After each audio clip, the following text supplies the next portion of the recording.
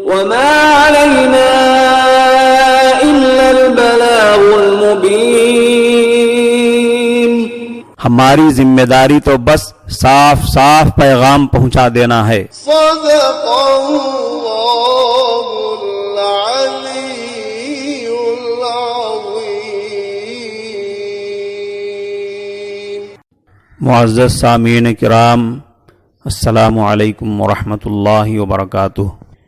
آپ کے پسندیدہ علمی و ثقافتی چینل سچا پیغام کے دینی تعلیماتی پروگرام میں آپ کا استقبال ہے. سامعین کرام، سچا پیغام کے دینی مسائل کی کلاس میں آج سجدہ سہو کے چند مسائل بیان کیے جائیں گے.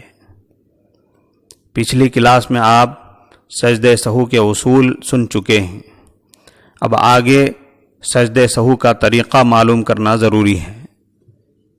سجدہ سہو کا طریقہ یہ ہے کہ قاعدہ اخیرہ میں یعنی نماز کی آخری بیٹھک میں التحیات پڑھنے کے بعد ایک طرف سلام پھیرے، داہنی طرف رائٹ سائڈ، پھر اللہ اکبر کہے اور سجدہ کرے. سجدے میں کم سے کم 3 بار سبحان ربی الاعلیٰ پڑھے، پھر اللہ اکبر کہتا ہوا سر اٹھائے اور سیدھا بیٹھ جائے، پھر تکبیر کہتا ہوا دوسرا سجدہ کرے، پھر تکبیر کہتا ہوا سر اٹھائے اور بیٹھ کر پھر دوبارہ التحیات، درود شریف اور دعا پڑھ کر دونوں طرف سلام پھیرے. سجدہ سہو کا ایک مسئلہ یہ ہے کہ اگر ایک نماز میں سجدہ سہو کو واجب کرنے والی کئی غلطیاں ہو جائیں تو بھی صرف ایک مرتبہ 2 سجدہ سہو کر لینا کافی ہے. ایک مسئلہ یہ ہے کہ اگر امام کے پیچھے مقتدی سے کچھ غلطی ہو جائے جس سے سجدہ سہو واجب ہوتا ہے تو کیا مقتدی کو سجدہ سہو کرنا چاہیے؟ نہیں، ایسا نہیں ہے. مقتدی کی غلطی کی وجہ سے جب تک وہ امام کے ساتھ ہے، مقتدی کی غلطی کی وجہ سے اس پر سجدہ سہو واجب نہیں ہوتا.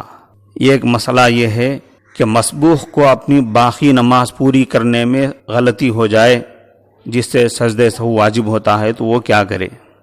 مسبوق یعنی جو دیر سے آ کر جماعت میں ملا ہے، پہلی رکعت کے بعد دوسری تیسری رکعت میں آ کر ملا ہے، جب وہ امام کے سلام پھیرنے کے بعد اپنی باقی نماز میں غلطی کر بیٹھے جس سے سجدہ سہو واجب ہوتا ہے تو اس کا کیا حکم ہے؟ اس کا حکم یہ ہے کہ ایسی صورت میں وہ اپنی نماز کے آخری قاعدے میں سجدہ سہو کرے گا. ایک دوسرا مسئلہ سماعت فرمائیں. ایک سوال یہ کیا جاتا ہے کہ کیا جب گھر میں کوئی نہ ہو، گھر خالی ہو اور اس میں کوئی داخل ہونے لگے تو سلام کرنا چاہیے؟ کتاب الفتاویٰ کے مطابق جواب ہے سلام صرف ملاقات ہی کے موقع پر نہیں کیا جاتا ہے، بلکہ سلام حقیقت میں ایک دعا ہے. اس لیے صحیح یہ ہے کہ جب گھر میں داخل ہو تو گھر کے لوگوں کو سلام کرے. اگر گھر میں کوئی موجود نہ ہو سلام پھر بھی کرے، مگر ان الفاظ میں السلام علینا وعلی عباد اللہ الصالحین، ہم پر سلامتی ہو اور اللہ کے نیک بندوں پر سلامتی. ایک اور مسئلہ سماعت فرمائیں.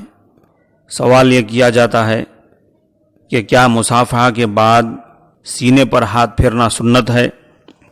اس کا جواب یہ ہے کہ مصافحہ ہاتھ سے ہاتھ ملانے کا نام ہے.